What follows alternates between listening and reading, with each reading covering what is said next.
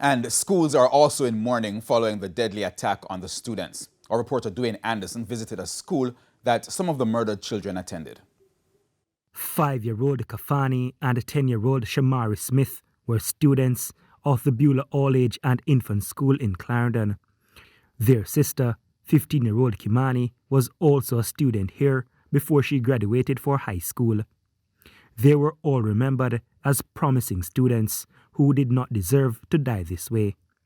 Education Minister Favour Williams says the ministry will support the schools and family in whatever way they can.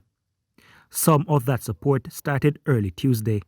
Through our guidance and counseling unit, we activated our trauma team, which really comprised of our guidance counselors, dean of disciplines, and they would have visited the school with the guidance officer to provide psychosocial support and grief counseling. So they met with the students this morning, and currently they are now meeting with the staff to work through what has happened.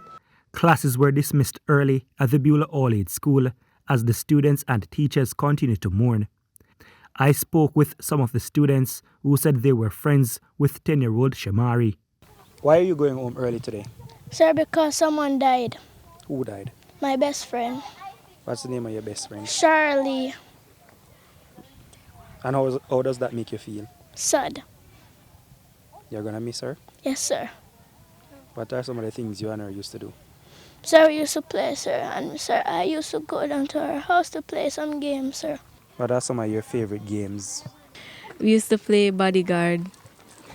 What kind of game is that? I don't know bodyguard. How would that play? Where we acted like bodyguards for her smaller sister.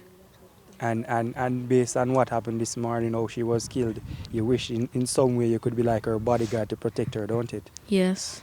It's around 12:30 and I'm here at the Beulah All-Age School in Clarendon.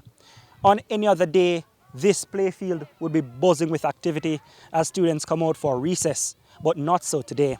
The school has been plunged into mourning. In our situation, especially the church, we are calling on all our pastors across the various churches for us to really come together and really pray strongly about these experiences that we are having.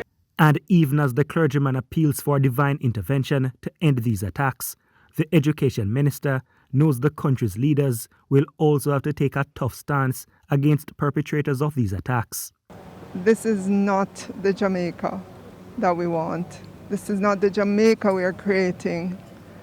And we have to send a very strong message to those who contemplate and then do these brutal acts on our children. Dwayne Anderson, TVJ News.